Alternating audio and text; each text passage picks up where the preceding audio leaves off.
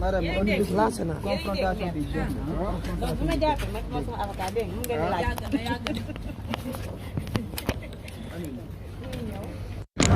mais man yow laa jël met Moutassa met Tall yéen ñeent moom xam naa chef d'accusation moom amuñ fu ñu koy teg dañuy wax moom rek waaw met Tall ci la bokk ak yow ak Moussa Sarr Diallo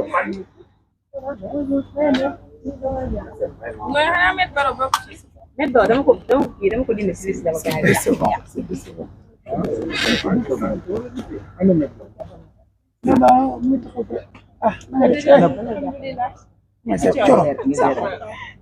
ça va pour essayer mi ñëw Babacar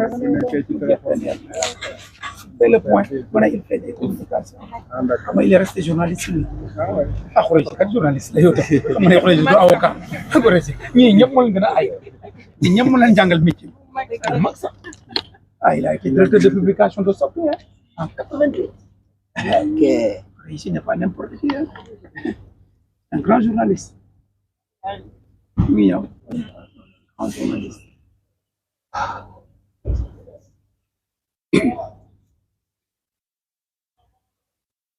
grand yow la gars yi doon xaar de tes confrères la tes confrères journaliste kay non mais man du ma wax de.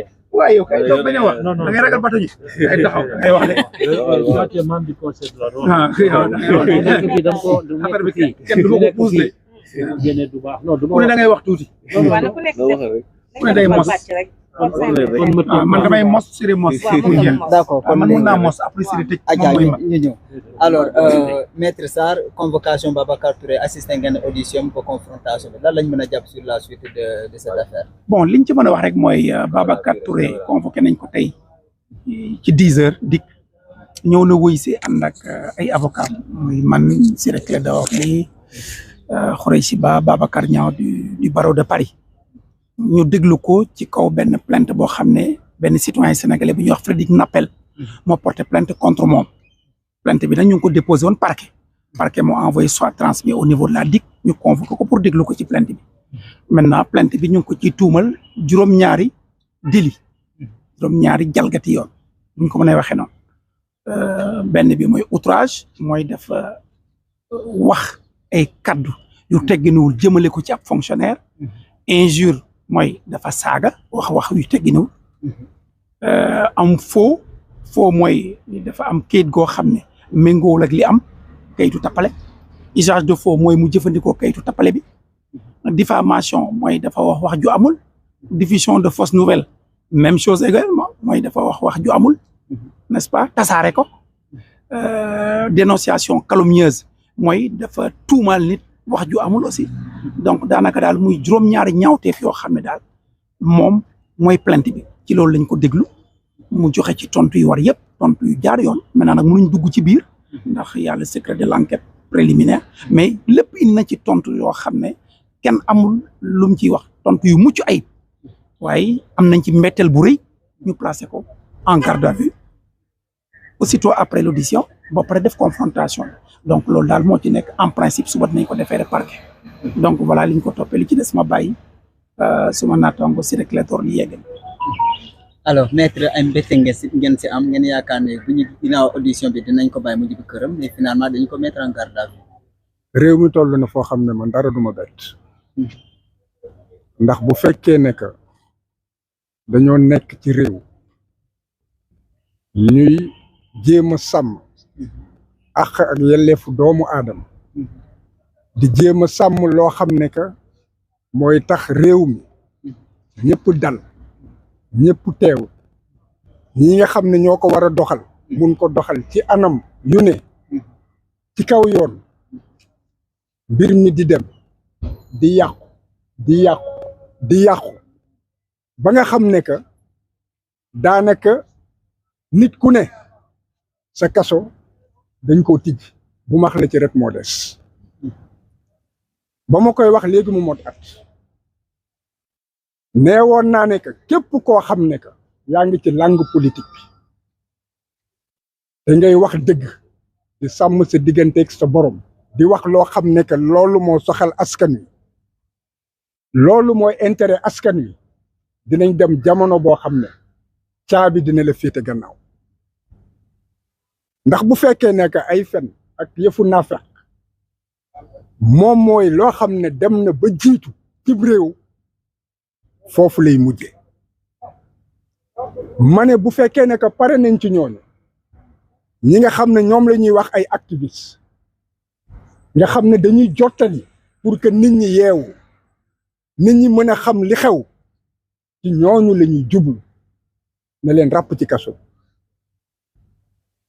te gis nañu ne que ñi nga xam ne ñëpp dañ leen di wax activiste benn par benn ñu ngi leen di yóbbu kaso ñëpp ñoo xam ne ñu ngi taxaw bañ jalgati yi fi ne ñu ngi ci kaso bi li fi nekk tey ci kaso bi te fekk mbirum politique moo tax lim bi léegi ñu yegg foo xam ne kenn du ko mënati jàpp booba it neewoon naa ne su fekkee pare nañ ci loolu ci journaliste yi lañ jëm gis ngeen la ma waxoon dikk na te des na de yéen ñii di tàllal micro ñeneen nit dinañ leen jàpp te du yàgg lii lépp pour ngalab gémmiñ ñi la li ma ci gën a bett nag ndax ba ma tuddee journaliste yi dama ne avocat yi ñoo ciy tegu man tey ji jàpp naa ne que dem kaso dama ko pare ndax ba ma ko waxee mot na at ne que avocat yi dinañ ci topp li ma ci bett moom moo di docteur yi nga xam ne que corps médical biñ ci boole loolu waxuma ko woon wante tey dikk na kon pour wax ne que Babacar bu ñëwee ñu téye ko man loolu ci wàllu xam-xam rek ak li nga xam ne que moom moo doxal justice du loo xam ne que war na nekk waxuma ne mënut a nekk de dama ne warut a nekk wéeruñu ko fenn ci xam-xam ci doxalin bi ak ci lañ koy toppee kon jàppoon naa ne que waruñu koo def wante mébatoon naa ne que mën nañ koo def tey def nañ te it toujours bu fekkee ne que réew dafay dem ba nga xam ne que dafay pare ñu koy gouverner ci doole bu boobaa képp koo xam ne taxaw nga lenn la mën mooy fël la rey la wala mu yóbbu la kaso fi mu ne ci kaso yi lañ toll nañu ñaan ne que du ko jéggi ek alkaati yu bari yeeg gendarme yu bari yëpp jubluwuñu ci loolu na doon loo xam ne dañ koy ñaan dégg nga léegi citoyen yëpp nañu jàpp ne que ñu ngi en liberté provisoire citoyen yëpp nañ jàpp ne que bracelet électronique yi su fekkee ne que comme que mu réew mi attan na ko ku ci nekkul kaso dinañ la takkal caq bi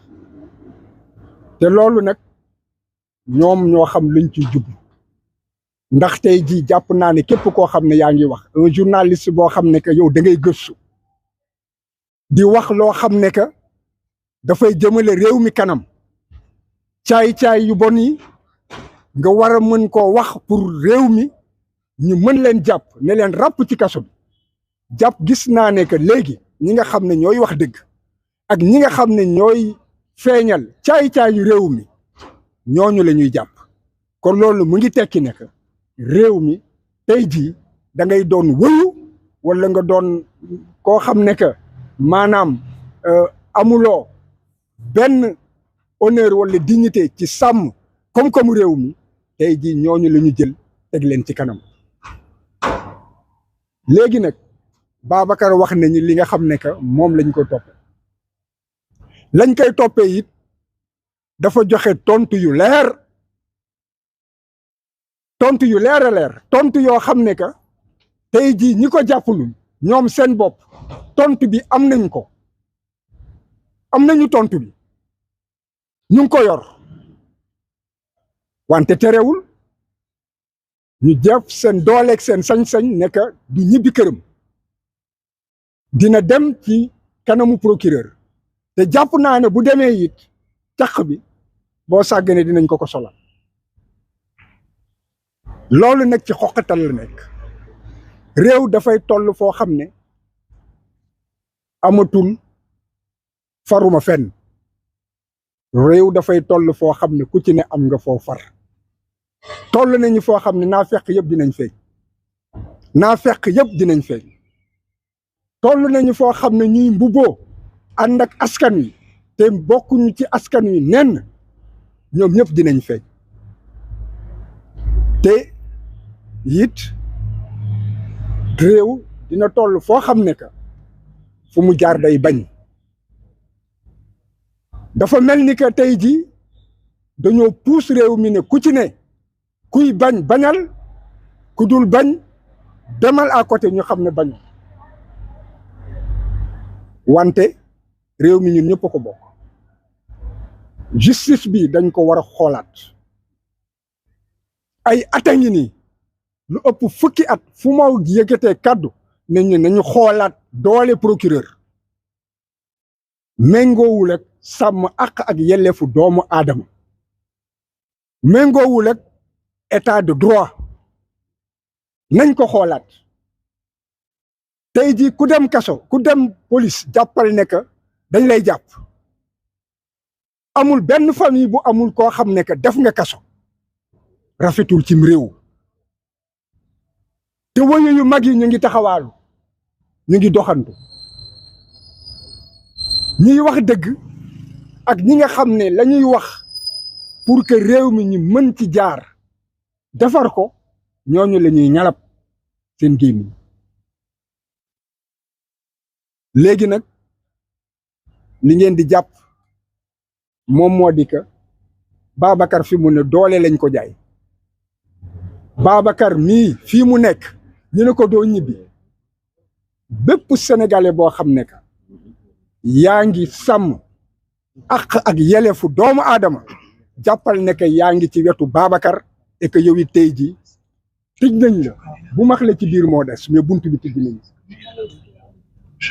jarul nag wax ak autorité yi mais dinaa leen junj ne que justice mbiru yàlla la sunu borom bi dafa nekk justice su fekkee ne que jaarelewu leen ko yéen man maay ñëw régleel ko sama bopp te justice bi jaarul yoon justice bi tey jii gis nañ ne que am na ñoo xam ne que dañ koo téye mu doon seen loxo ñu ciy lijjanti ñoom seeni yitte te duñu lijjanti yitte réew mi ak yitte doomu aadama bi léegi nag ñun ay avocat lañ ay magistrat ngi fi ay professeurs yi ngi fi justice dafa yaatu ak ñi nga xam ne dañ ciy wax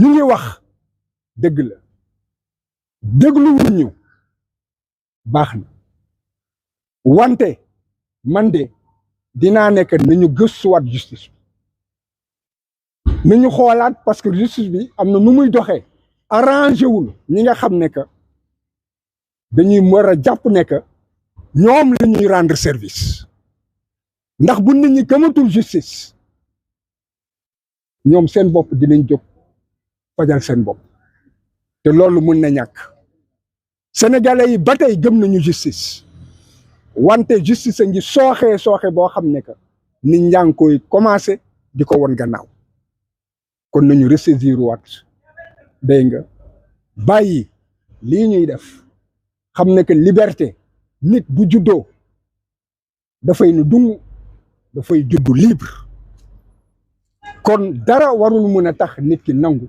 ñu koy ñalab du ko defal ay buumu jaam loolu laa moon li may wax ci wolof. Demain. En principe, demain. Demain. Non. Peut-être il y a maître Babacar Niang, si. Babacar Niang, suñu naataango Paris la jógee. On peut parler en wolof. doomu réew mi la mën na wax en français. wolof waaw. dañoo bëggoon wax sànni quelques cadeaux par rapport ak sama mag yi nu ñu wax léegi. lu ñu wax leer na nañ. En vérité, il n'y avait pas lieu de le mettre en garde à vue, mais il a été maintenu en garde à vue et c'est ça qui est déplorable dans cette procédure. On ne peut pas comprendre qu'une personne qui a un travail, qui est convoquée pour une petite audition, qui au final a été maintenue en garde à vue. Et ça, c'est pas normal et c'est déplorable. Par ailleurs, comme vous le savez, Babacar Touré est un journaliste d'investigation. Tout ce qu'il a dit, il a à sa possession des éléments de preuve qu'il a mis sur la table. Donc cette garde à vue n'est pas compréhensible, elle surprend et elle est déplorable et nous déplorons cette garde à vue. Voilà ce que je peux dire. Et nous, bien entendu, on va se battre jusqu'au bout pour qu'il puisse faire valoir ses droits et qu'il soit libéré le plus tôt possible. Voilà en gros ce que je voulais dire. benn question ça sera en wolof est-ce que si chef d'inculpation yi nga xamante ni moom lañu jëloon au départ est-ce que au final moom lañu maintenir? Pour le moment même chef d'inculpation yi nañu maintenir pour le moment les 7 nga xam ne moom la ko frère bi détaillé léegi même chef yooyu nañu maintenir te yooyu bien entendu wax nañ ci te il ko des tout. Situation bi est-ce que mën nañu ko faral fàtte bu fekkee ne journaliste la tey ñu woo ko ci liggéeyam di ko toppee usurpation loolu itam en tant qu'avocat ñu ko jàpp. Non, amul usurpation. outrage nañ koy toppee te outrage boo déggee ñu naan outrage mooy maanaam nit koo xam ne mi ngi réclamé wu comme dépositaire du service public moom nañuy wax loo xam ne lu méngoog saaga koo xam ne dépositaire la maanaam mi ngi si liggéeyu policier wala liggéeyu gendarme wala liggéeyu magistrat. Bon léegi nag question bi mooy ndax ki nga xam ne mooy topp Babacar Touré il est toujours commissaire pour mun ko topp ci affaire outrage loolu mooy question bi ndax commissaire la toujours en activité bu dee commissaire la en activité dinañ mun a wax outrage bu dee commissaire boo xam ne liggéeyatul nekkatul commissaire outrage kenn du ko mën a wax. Voilà en gros ce qu'on peut dire. Merci beaucoup. Merci. Merci. Alors, Allez, Babacar. Allez. Pourquoi vous ne parlez pas pour non, l'intervention? nous on continue en français. Hein. Vous restez dans votre petit cocon là. Nous on prend en français. Madame Moussa, ils ne vont pas rester dans leur petit cocon. Il faut que ça puisse être internationalisé. Il y a les organisations de journalistes sur le plan international. Alors, Ils veulent être informés. Maître Claire Siloder, vous venez de sortir de l'audition de Babacar Touré et les journalistes à Kewoulo TV, il est en même temps le directeur de publication. Aujourd'hui, vous venez d'assister à son audition. Qu'est-ce que nous pouvons retenir à la sortie de cette audition-là? Bon, ce qu'il faut retenir, c'est que nous sommes toujours dans la série des farces judiciaires et des farces juridico-politiques. Babacar Touré a été convoqué, d'abord de façon irrégulière, simplement par téléphone. Ce qui fait qu'il ne pouvait y avoir aucune trace écrite. Ce qui est anormal. Une administration travaille en laissant des traces. Deuxièmement, il ne lui avait pas été précisé l'objet de la convocation, ce qui est aussi une anomalie. De sorte qu'il pouvait venir sans se préparer et sans savoir en fait sur quoi il devait répondre. La convocation ne précisait pas s'il devait être informé d'une situation ou s'il y avait une plainte contre lui ou si c'est une plainte qu'il avait déposée et pour laquelle il devait en fait confirmer la plainte. Donc, voilà des anomalies dans notre système de police. Et cela fait l'objet de plusieurs dérives. Heureusement que Babacar a contacté des avocats et a demandé qu'on l'accompagne. Pourquoi? Parce qu'il est maintenant de tradition que toute personne convoqué, si tu n'as pas des accointances avec le pouvoir politique ou avec des personnes qui sont dans le pouvoir politique, tu as 1000 chances de ne jamais rentrer chez toi. La garde à vue est devenue le principe. Et c'est très grave. Il n'y a plus de frontière entre le flagrant délit et l'enquête préliminaire. Tout est maintenant fait en procédure de flagrant délit. Donc, il s'est dit que puisque la tradition, c'est la garde à vue, puis le déferment, probablement cette nouveauté de bracelet électronique ou en tout cas de mandat de dépôt, je vais quand même m'accompagner de conseils et avant qu'on m'auditionne, je pourrai au moins savoir pourquoi je suis là. Et lorsque nous sommes venus, c'est là qu'il a connu l'objet de la convocation. Mais c'est extrêmement grave. Un état de droit ne peut pas fonctionner ainsi. Et cette pratique doit cesser. Les citoyens, lorsqu'ils ne sont pas dans la flagrance, devraient recevoir des convocations écrites précisant l'objet de la convocation. Et si c'est une plainte, préciser, donner des éléments qui permettent donc aux citoyens de se prémunir de tout élément et de tout document lui permettant de répondre convenablement à l'enquêteur et de déposer des éléments qui pourraient effectivement conforter sa présomption d'innocence. Maintenant, pour les chefs d'inculpation, vous les connaissez. C'est 6 ou 7 si vous voulez, parce que le faux et l'usage de faux, c'est 2 infractions distinctes. Si on les éclate, ça fait 7 infractions. Si on les regroupe, cela fait en fait une seule infraction. Il y a l'outrage, sans qu'on précise, à agent de la force publique, ou outrage à commandant, ou outrage à un magistrat, ou à un juré, etc. Aucune précision. Il y a la diffamation. Il y a la diffusion de fausses nouvelles, qui est une arme de dictature.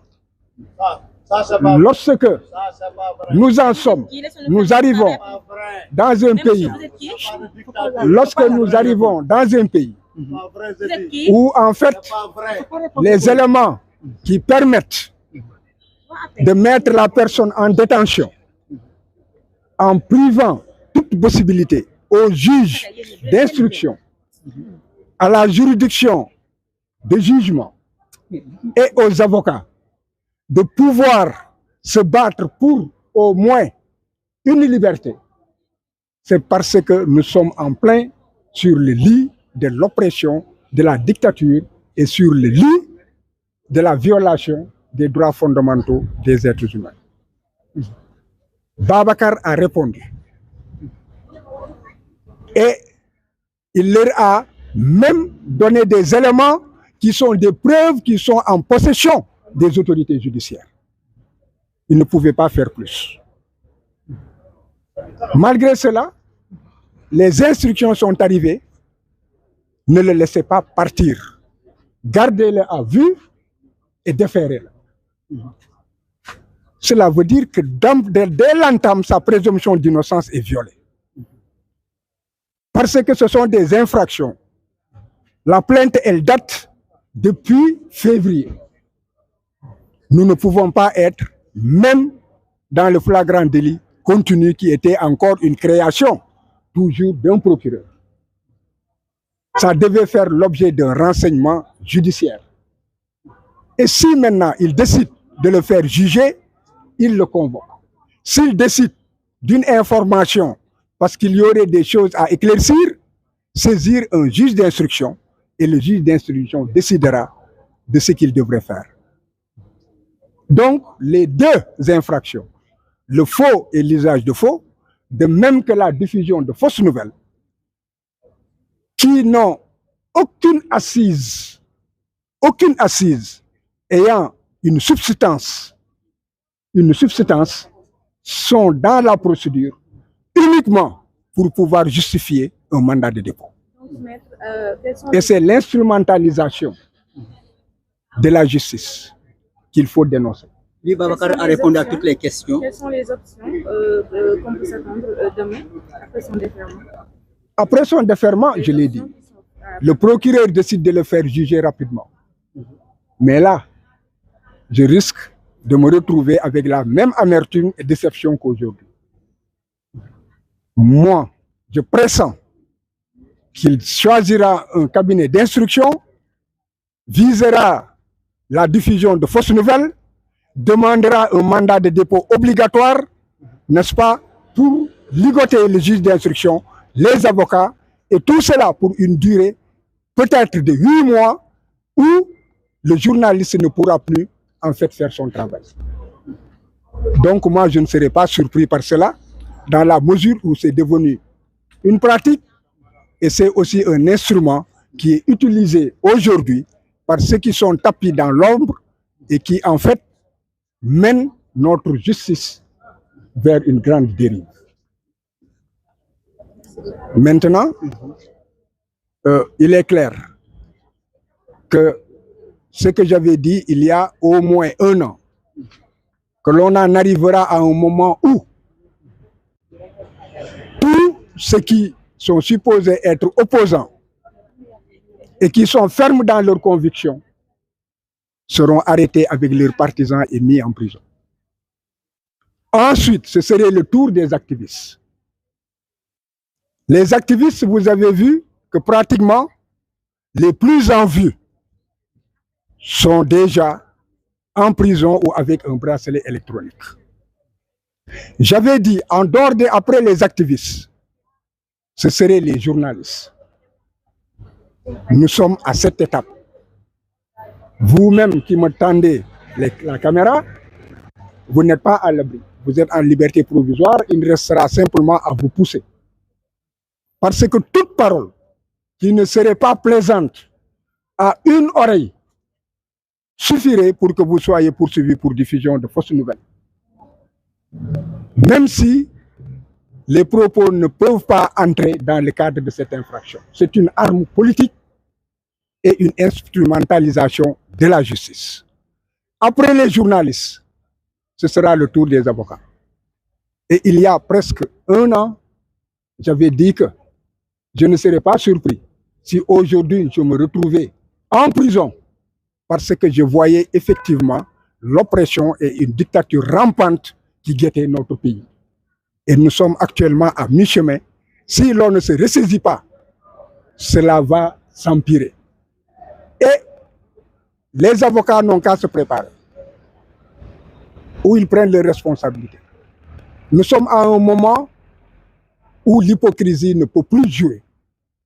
Nous sommes à un moment où c'est la sincérité et la loyauté envers le peuple qui, en fait, doit s'afficher sur tous les fronts et sur tous les actes.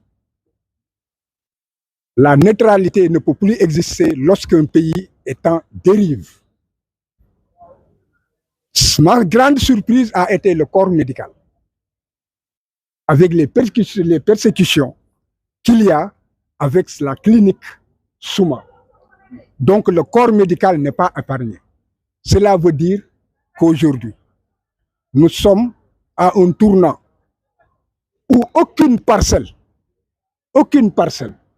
dans ce pays ne sera épargnée. Et il n'y a que la justice à laquelle les citoyens sénégalais croient encore qui peut sauver ce pays. Il faut qu'ils refusent l'instrumentalisation et il faut que la justice sache dire non à la manipulation et à l'instrumentalisation. C'est tout ce qui peut sauver ce pays.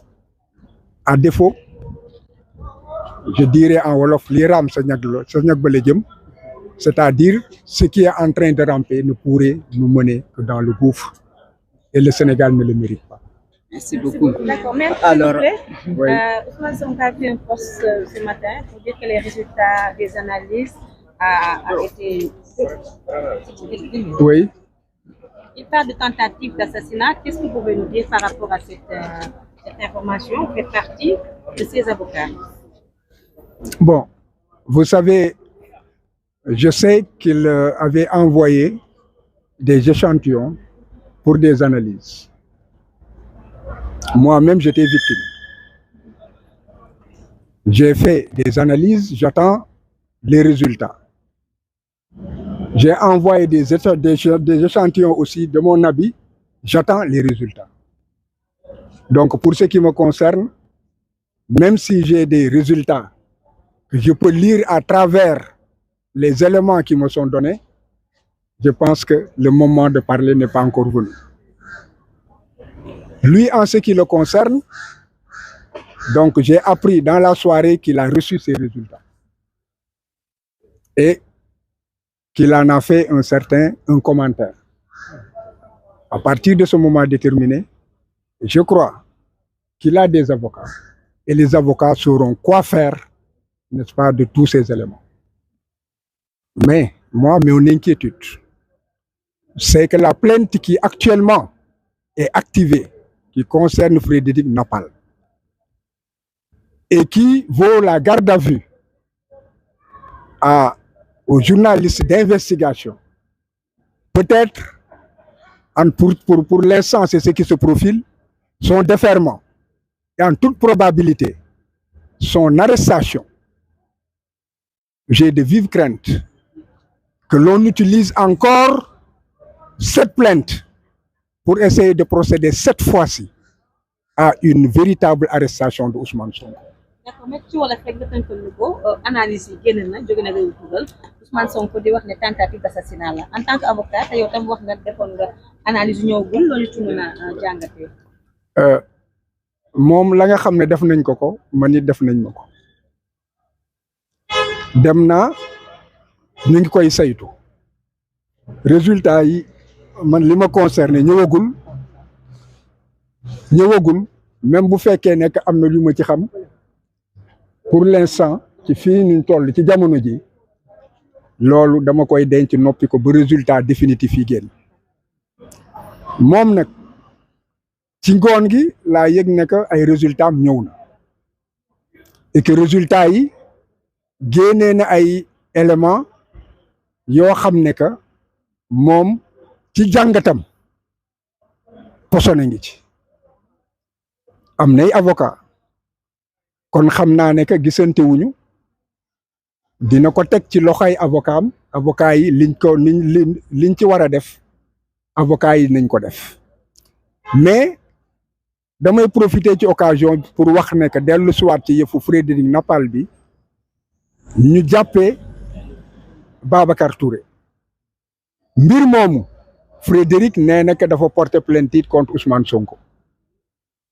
li ma ragal moom moo di que ñu jaaree ci bii pour moom it ñu ñëw ñu këppatal ko yóbbu ko directement kaso loolu ragal la boo xam ne ragal naa ko ndax bu fekkee ne que convoqué nañ ko dik déggal bag moom moo di dik bi nekk tribunal foofa kaso bi jegeyoon na loolu te dafa mel ni que dañoo toll foo xam ne que am na tey ji ñoo xam ne que nangu mënatuñoo nelaw fekk ñu ngi yëg seen yaram ne ko Ousmane Sonko ngi dox ay soxlaam foog ñu këppatal ko yóbbu ko kaso léegi nag lay raam ca ñag ba la jëm nañ ci bàyyi xel.